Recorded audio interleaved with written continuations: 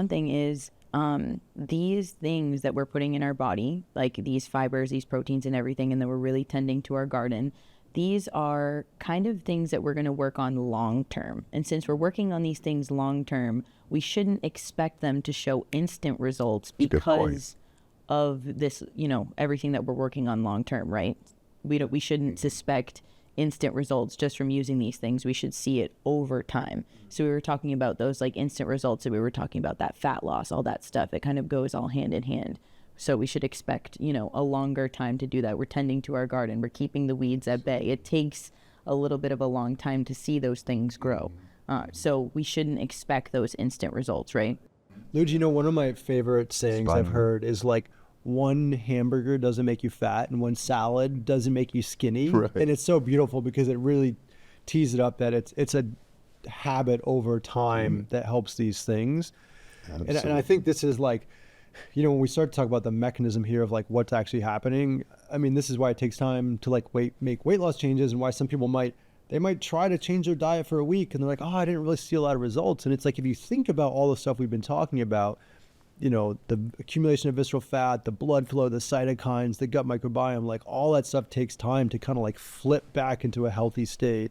I couldn't agree more. I think you're both spot on. And, you know, we both are on social media listening to podcasts, and, you know, there's so much communication and there's so much noise. It's hard to figure out. But I was listening to someone not too long ago, and they were saying, just in terms of earlier podcasts, we talked about muscle. And they were saying that at the age of 25, you start to lose a little bit of muscle. It's kind of insidious. It's a very slow amount of muscle that's lost. And then by the age of 50-ish, around my age, then it starts to drop. And then 70, whoa, it really goes. But it's, to your point about long-term tending to your garden, someone may be 25, one day they wake up, they're 75, and they're like, where did all the muscle go? It was a slow, steady, progressive. But having the right healthy, active lifestyle, balanced diet, balanced nutrition, and of course, you know, making sure that you can, you know, get up and stay consistent every day. That's really the key. So it's the same thing, whether it's muscle, building healthy behaviors, or just tending to your garden, healthy gut. Yeah. And another thing I wanted to tie in was, you know, we were talking about metabolism in another one of our episodes. And so how does this microbiome really play a role in metabolism? Mm-hmm. Like, how is that healthy? Does it go hand in hand? Is it different? A lot of people have those types of questions. So, yeah, I mean, well, I would start, and I'd pass to John, but just, and I think you kind of alluded to this. The reason why we call the gut the second brain, why a lot of folks are calling it that, it's almost like a communication center that, you know, we didn't really know about this 40 years ago. It's pretty amazing that these bacteria, remember when we're born sterile. We don't have bacteria lining our gut.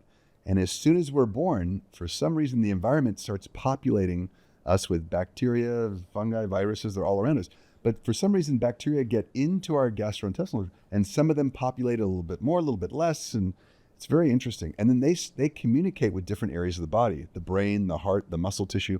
So when you're asking about metabolism, there is a very interesting, like intimate relationship with the bacteria and a lot of the organ systems, and it helps to determine like your muscle function and things like that. And you know what's also super interesting is like the very population of your gut microbiome actually impacts the amount of like calories that you're extracting from food.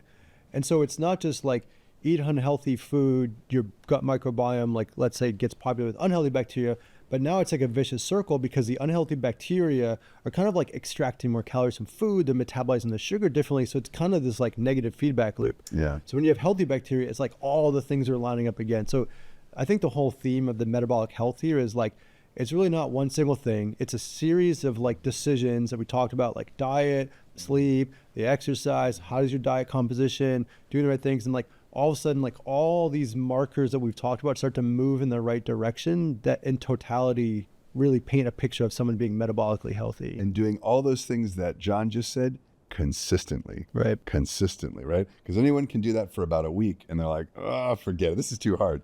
So it's just consistent. It can be small steps. It's really key. Well, I'm so excited to hear about what we're sharing next, a novel approach to metabolic health.